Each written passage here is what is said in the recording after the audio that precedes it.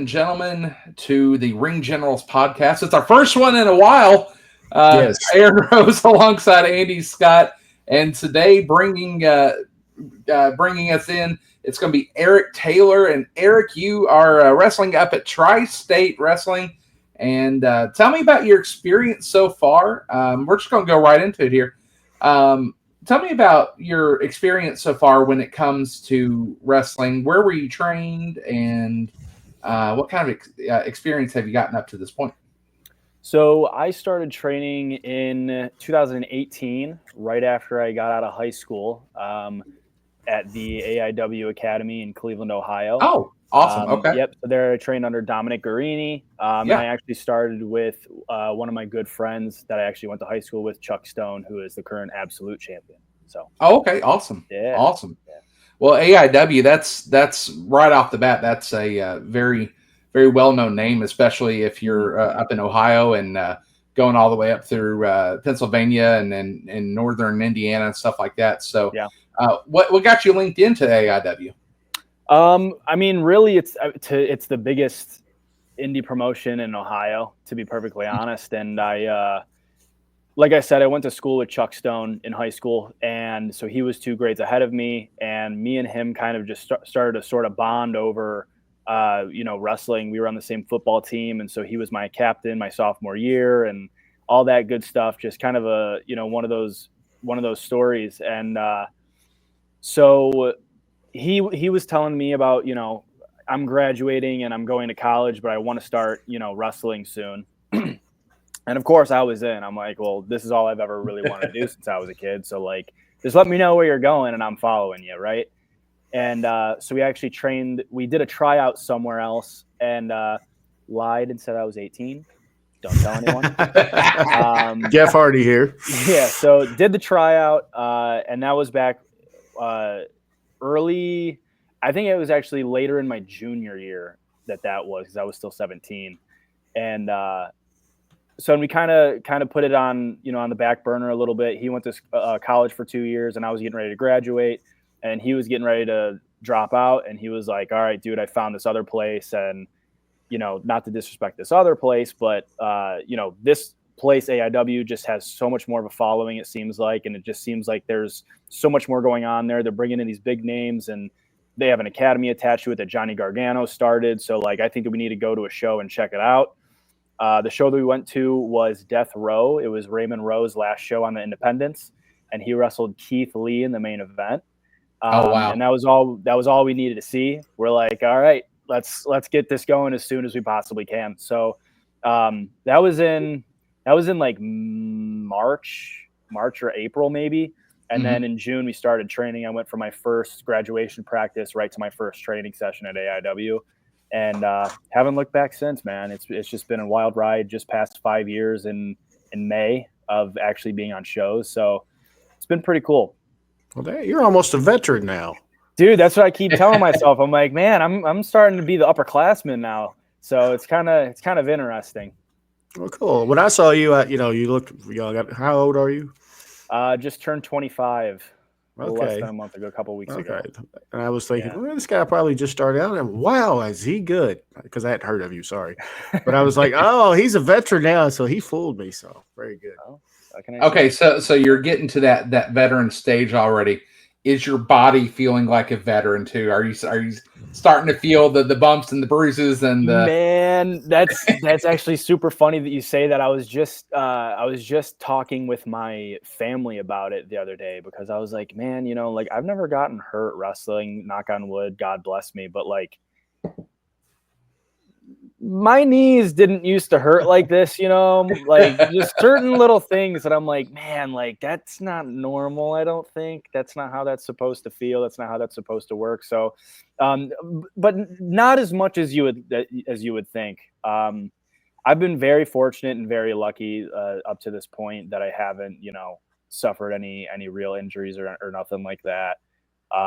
But I feel like half the stuff that I deal with as far as, injury wise, like it's either from working out or like something stupid, like I step wrong and I roll my ankle or whatever. Right. Like, you know what I mean? Like as far as like my back and like my neck or, stuff like I feel good.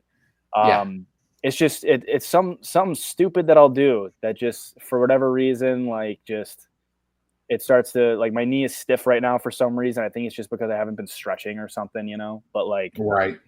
for whatever reason, but I've been very lucky, all things considered. So, Well, seeing some of your promotions you have worked at, I mean, we're seeing stuff for like AIW, of course. That's where you were trained. I'm seeing Southern Underground Pro, Paradigm. You're getting around. Horror Slam, Flophouse. You're definitely getting around, man. Yeah. Well, and the thing about that too is it's interesting. So most of those were when I was in a tag team with Mikey Montgomery as the Bitcoin Boys. Right.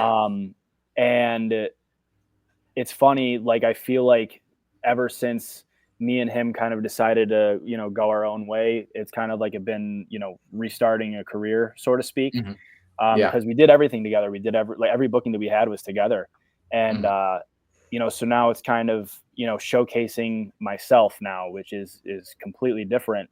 And, so trying to get that traction now, but yeah, man, being down at places like SUP, being at places like Horror Slam, which by the way, you mentioned Flophouse. I designed the Flophouse Tag Team Championships. Did you? Yeah. Back when we were the Flophouse Tag Champs, I sanded them, repainted them, used my sister's Cricut and printed out all of the decals for them. So whether you like them or whether you don't, we made them for our specific, brand and colors. And now they've kind of just ran with it. But whenever I see them, I'm like, yeah, baby, the pink and yellow. The pink and yellow. Awesome. So, well, speaking of that, we've got a podcast champion, and I had to design the new belt, and that was fun. So I do know a little bit about that. Yeah. So, you're getting quite polished. What would you say your biggest asset is? What, are you promo, in the ring, arguing with the fans, which you're really good at that? I'll have to hand you that. But what would you say is your best quality as a wrestler? I would probably say my promos. Promos and just getting the crowd involved and being entertaining to where people want to see something happen. I've been at a lot of shows where the crowd is watching the wrestling and they're there, but they're not interacting. They're just going, ooh, ah. They're not interacting to what's actually going on. They're not interacting with the people that are in the ring. That's our job, is to you're paying to see a performance. You're paying to see a show. It's like me going to see a play, or it's like me going to a basketball game or whatever. You're paying to be entertained. You're paying to see something. You're paying to see what these professionals can do. And I feel like I do a good job at getting the crowd involved, entertaining, and talking shit. I feel like I'm good at it. And it was funny. I got one of the little kids at the TSW show in trouble with his parents because he told me to shut the F up in front of his parents. But he said the whole word. And so that was cool. That was always cool. I've made kids cry, but it's like I'm making them feel emotions. You know what I mean? Like that kid's never going to forget crying at the AIW show for the rest of his life. And so I mean, it's just those things that I feel like are kind of like the intangibles that's what I bring. So during intermission, you were out with the fans, which is kind of cool for a heel. Did the little kid come up and get a picture with you, or was you like totally persona non grata? If kids ask for pictures, I'll take them because I'm a heel, but I'm a good guy, right? Like I can't in my right mind say no. Like after the show, someone came up with their little girl. She couldn't have been older than 2, and she was like, she really wants a picture with you, and like she's like all shy and stuff. I'm like, come here. So I pick her up and I'm like, take the picture. I'm like, before anyone sees. But I can't in my right mind not, you know what I mean, not do that. So that's where I have to blur the line a little bit because I'm a softie, man. I'm a softie. Well, I mean, when you're in the wrestling business, you are there to entertain, and you are there to make connections no matter what. Whether you're a good guy, whether you're a bad guy, the connections always tend to mean something because you never know whose day you're going to make. You never know who you're going to run into down the road. Right. Exactly. You know. Well, and you know, it also depends on how they come up. Like if they come up and they're just like screaming at me, like some of those little kids were. I don't know if you guys saw the group of little kids that were just like heckling the crap out of me. But if they come up like that, like, all right, heel mode, I'm putting it back on you. You know? Oh yeah, yeah. So it all depends on how you approach it, you know. Yeah. And I have the guard up regardless. I have the guard up, but it just depends. So you have to. Yeah. And also what podcaster you might impress. So right. Exactly. Yeah. I'm always trying to do podcasts. Good. I'm glad you came on. So as far as being a heel, some of the best heels in my generation anywhere, Jerry Lawler, he was I don't know how much you know about the Memphis territory, but they came to Kentucky weekly. So he was always interacting with the fans, especially when he was a heel. And it's some of the greatest things in the history of wrestling, in my opinion. So do you focus on that to try to get them? You've talked about this some, but do you pick out something local, like, you know, if you're in Indianapolis, you know, the Colts suck. Do you incorporate it into that with what you're going with? Sometimes, yeah. I mean, it's all trial and error, to be honest. Like most of the time, what I really like to do, especially if it's a place that's new, you'll notice like I'll come out and I'll be just stoic, and everyone's like, "What the hell's going on?" And I just go. And then everyone's like, "Oh, screw this guy, man!" And then I it's just the one face that usually does it. And then I start walking around and I just pick out everyone in the front row. I'm like, "Your hat's stupid. Your glasses are dumb. You're stupid." Like just stupid stuff. And it's not one size fits all necessarily. Like different towns require different things, and different crowds require different things, but. It's been very rare that the face doesn't work. So, well, very good. That's what I was looking for, because you're using the hand you're dealt to. Yeah, you know, put it out there. It's cool. Got to be flexible. Exactly. So let me hop in here and ask you something, Eric. Mm-hmm. I've been going through your cage match profile here, and I got one match that is just popping out at me here. Mm-hmm. JT Lightning Invitational Tournament 2023 in the semifinal. It was you, Chavo Guerrero, Magnum CK, and Manser. Yeah. How was that? Crazy group, huh? That's a freaking crazy group. You have the luchador style in Chavo, which, I mean, he's not as high flying as he used to be, obviously. Whew. Or is he? You sure? Dude. Okay. Go watch that match. Watch his match with Dom the round before that. He can go. Okay. All right. I'll go back and watch that. Yeah. You got Magnum CK, who is just like the over-the-top just character. And then you got Manser, who's your brawler. Right. Where do you fit in all that? I was the cocky, shitty little heel that was trying to get away from it all, you know. And Nice. That's pretty much what happened. I got away from it and I stole it in the end, so it was all good. But yeah, man, that match, like, that's such a surreal match to even say that I was a part of, and that happened. Oh, you know yeah. what I mean, like, it's just three absolute legends in my opinion, and like that for me was a match that the Eric Taylor that just started training would just die about. Right. Because right at the time that I started training was when Magnum was getting ready to kind of end his first run, and he was really like high up top in the card of AIW. Yeah. Same thing with Mance. He was kind of just starting to hit his stride as, you know, being just this brawling, you know, coming out the simple man and just being just an absolute killer. And then you have Chavo, which is just so cool. Legend. So yeah, man. So that match, like, to me is just one of them that's just like, it has to be at the top of the list of like, I one day I'm gonna be able to, like, whether I, you know, make millions of dollars, main event WrestleMania, or whether I quit tomorrow, like, that's the match that I could be like, this happened regardless of anything. And that's just freaking awesome. I love the story about that weekend about Chavo. First of all, like I said, absolute legend, absolute pro, still can go, just outshined all of us, in my opinion, like, just in the best shape. And he was walking around all day wearing the Elvis shirt and the taking care of business with the lightning thing. And I noticed it because my dad is a big Elvis fan and he has like the sticker on his motorcycle and everything. And so I just said to him, I was like, hey man, like love the Elvis shirt. My dad's a huge fan.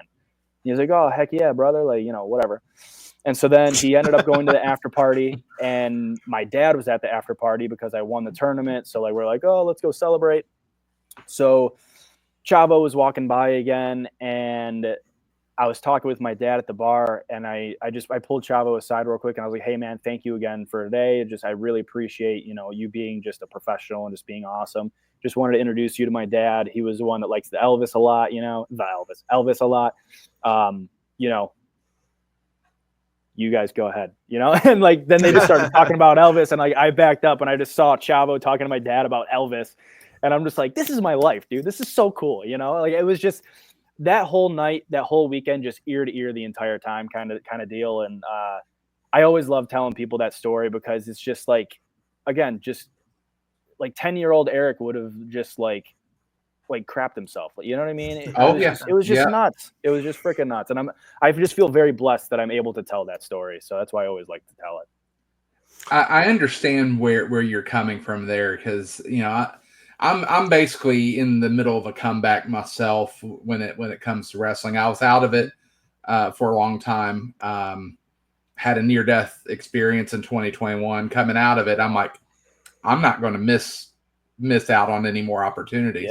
Yeah, First show coming back, the main event I got to call was Billy Gunn versus Larry D.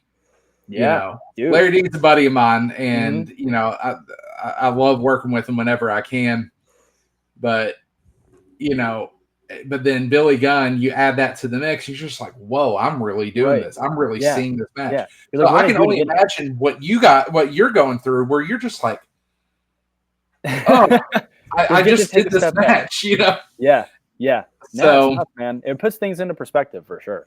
It does. Yeah. Hold on. Go ahead.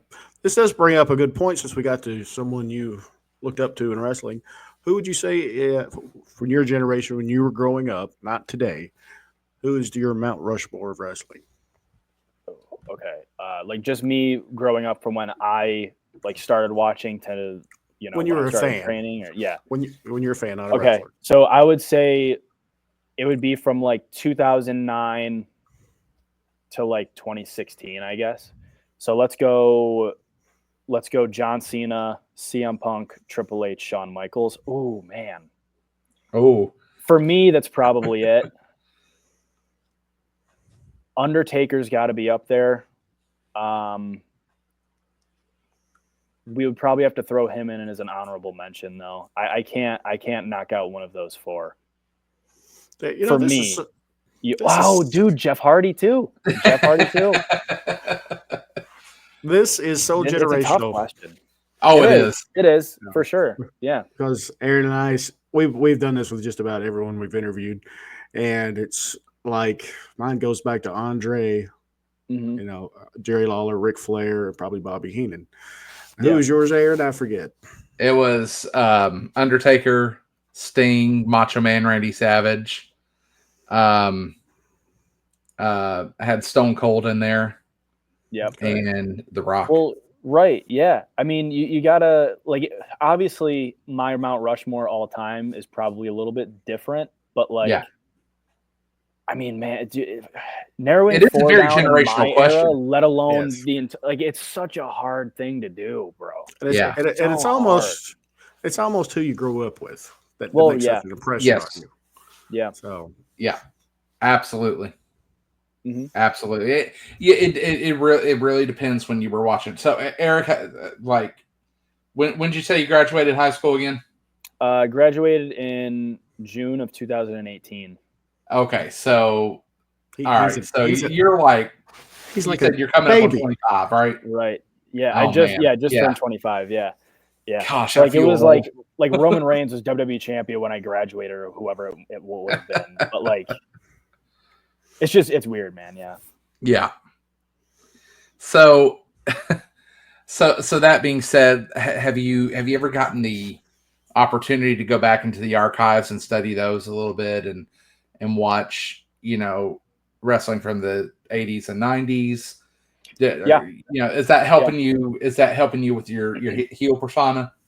Definitely. I always kind of go through a rabbit hole like once every like month, every other month, where I for whatever reason, like I'll see like a clip on TikTok of something, and I'll Right. just like dive into the deep hole that is professional wrestling, and I'll just go on to like Peacock and I'll just watch like 7 Raws or like whatever it is, and just absorb as much as I can from that era or that time. Like right now it's actually it's like 2002 for whatever reason. Yeah. I think it's because I saw like Shawn Michaels versus Triple H on TikTok, like a clip of it or whatever, and I was like, yeah, well, here you go. So I've been watching a lot of those Raws, and then I also just watched Batista versus Undertaker WrestleMania 23, which was a very, very good match. Mm-hmm. But yeah, dude, like I went through the Attitude Era a little bit a couple months ago. Haven't quite gotten to like pre-90s era yet. Okay. I've done a little bit, just like certain matches that I'm like, I want to see what this was like back then, kind of thing. But I mean, even if you go back, like there's a lot of stuff that's so much more simple back then, but it's still kind of the same idea. It's the same things, as now. It's just way simpler, and in my opinion, it's better. But what do you think? I agree. I think that the simpler side of it gives you more opportunity to interact with the fans. Right. And when you have that better opportunity to interact with the fans, more reactions you're going to get, and the more memories you're going to make in the minds of those fans, I think. Yeah, 100%. Like I said, like for me, when I go out and I try to, just pick out everybody in the crowd in the first row, everybody is going to remember me because of that. Or, if I make this kid cry, he's going to remember me as the kid or as the dude that made him cry, Right. And then if the babyface beats me, then he's going to remember the babyface is the guy that beat up the dude that made him cry, like it's just, it's stuff like that. Absolutely. Well, I don't know. Go ahead. Do you know who Carson Drake is, NWA? Yeah. Okay. Mm-hmm. Yeah. So we've interviewed him and we know him a little bit, but he's a big fan of older wrestling. Like he watches it daily almost, from what he said. So he incorporates things he sees from the 80s and 90s into his stuff. Mm-hmm. Is that something you've done or thought about doing? Well, yeah. I mean, like I was just saying, kind of, when you go back and you watch some of that stuff, it's just so much simpler, and that's not a bad thing. It's very much a positive. Like, I feel like as wrestlers nowadays, we're kind of doing a lot of this, try to reinvent the wheel, try to do something different because everything has been done, and a lot of things have been overdone, and everyone wants to try to do something a little bit different, but it doesn't quite work because it's a little bit different. And it doesn't need to be different, and it just needs to be the same. So, like I said, it's trial and error. So there's certain things where I'm like, okay, maybe I can do this and I can, tweak this, or this just needs to stay how it is. And this just needs to be what it is. And it works, so it's like it's not one size fits all. It all kind of, it just depends. Okay. I was kind of thinking more like promos and that sort of thing. Yeah. Yeah. But it's same. A lot of that. Yeah. A lot of that's topical though. So, right. Like a lot of times, like I'm trying to figure out right now, like a way to not use like the promo cadence that everybody falls into of like tonight, and they're going to go ahead and I'm going to bid her. And like if you watch, I saw a clip from Raw yesterday where Seth was talking to Solo about like, oh, like I would never team with a Roman Reigns wannabe or whatever. And like the way that he's talking like he's cutting a promo, And I'm like, if I'm roasting someone or if I'm talking to someone, like I'm not talking to them like that, So for me, I'm trying to find like a looser voice, I guess is the best way to describe it, to where I can talk freely without sounding like every single wrestler before me, and I'm going to beat you in this town, and then I'm going to go to this town. Like It's one of those things that has been so overdone and overplayed that everyone's trying to reinvent it. But it's like, do you need to? So again, trial and error, trying to play with it, see what works, see what doesn't. So that's cool. You're putting some thought into this and changing around. That's cool. You got to. So, what kind of future aspirations do you have as a wrestler? Where do you want to go? Do you want to be ID'd? What's the game plan for Eric Taylor in this wild and crazy business we call wrestling? Well, I mean, yeah, I think that if you're not trying to get to the absolute top of where you can go, then why are you doing it? Right. I obviously want to be under contract somewhere, making big bucks, being on TV and, doing what I can to the best of my ability in the best place that I can do it. So that really is the overall goal. As far as short-term goals, realistically, I really want to win a championship somewhere that is not AIW. Okay. I, of course, want to win an AIW all the time. I want to win everywhere I go. But it is my goal to climb other companies as well now. That's the short-term goal, and just get my name out there and gain as much traction as I can. Well, there is a certain podcast championship that may be coming available soon. Well, hey, any title will do. So let's follow up on that. Anywhere that you have traveled or not traveled, anywhere that you haven't traveled yet that you would like to within the states? What states have you not hit yet? It looks like quite a few, but I've gotten a lot of northeast states. Yeah. Biggest ones for me right now, I really want to get up to Canada. Okay. That's like number one on my list. I need to get up to Canada, get up to places like Greektown, Alpha One. And then I also need to get to New York. I don't think that I've been to New York quite yet, but I mean, New York has so many different places to go to and to try to get my name in. So New York and Canada are really at the top of my list. Well, you need to put Kentucky on there too. I was at Kentucky in the summer at ACW. Appalachian Championship Wrestling. Okay. Yeah. So I was there in the summer, and then I was there last summer too. But I know quite a few promotions down here that would use you. For sure. I'm all about Kentucky too. I'm about anywhere. I love going anywhere, to be honest. But and OVW's in Louisville. Yeah. I was gonna say I do hate Indiana, like specifically Indiana, but I like the places in Indiana. Tri-State is friggin' awesome, but I whenever I enter Indiana, I'm like, God, I hate this place. I say that it's the 50th best state in the country.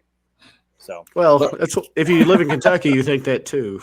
Yeah, it just kind of goes with it. But at least like Kentucky has like mountains and stuff, right? Like you got like.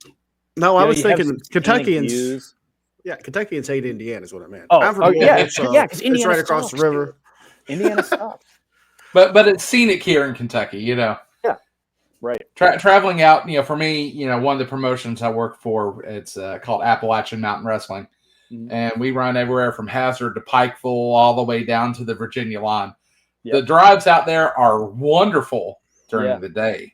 Scary as crap during the night. Yeah, for sure. Doing the Tennessee drive up back to Cleveland at night, man. Yeah. Oh, at 2, 3 in the morning. Yeah. When you're like running on like 4 hours of sleep and you're just like gripping the steering wheel and you're just like, just get me through these mountains, please. Like, stop. Yeah. I'm doing the Tennessee drive on Sunday myself, actually. So yeah, good luck. Hey, Aaron. Probably I think it was last year when Oliver was wrestling at APW. Went down there to see him. I got a speeding ticket. Oh, but the cop was nice, and I got out of it. But I was like, "There you go, lucky you." Yeah, I know. Lucky. Yeah. Let me follow up real quick on the Canada thing. Real quick. Thoughts on Maple Leaf Pro? Is that a place you'd like to get up to? Go work for Scott Moore. 100%. Yeah, right when I saw it, I was like, "That's such a great idea." It's just it already looks like it's just going to be something big, and yeah, man, yeah. To put it short, right away, I was like, put that on the checklist because that's something Right. that needs to happen for sure. I believe Josh Alexander is a big part of that as well. Mhm. Had the opportunity to work a couple shows with him. Absolutely amazing wrestler and amazing dude. Yeah. You would be in good company, I think. Mm-hmm. Well, I guess we need to wrap things up. This has been one of Already? well, Good we've grief. got a few more time. We got some more time. Go ahead. We got about 15 more minutes. Oh, I didn't know we were already at our 30-minute mark though. We just It's flew kind of through flew by. this. That's what good conversation gets, Yeah, for sure. If you Felt like 12 minutes. if you had a preference between WWE, AEW, NWA, TNA, any of those upper crust promotions, which one would you like to try first? Try first, or where I would Gotta want to get- go to over. Well, answer both ways. I was Yeah. thinking that if you go right to the WWE, sometimes that's not the greatest thing. You Right. start the next rung down, kind of get your feet wet, and then get Mhm. your exposure in the WWE. It might be better. Yeah. Yeah. I mean, yeah, there's different strategies with all of them. I feel like with me and my current like state, I would really like to see how I would do in TNA, to be honest.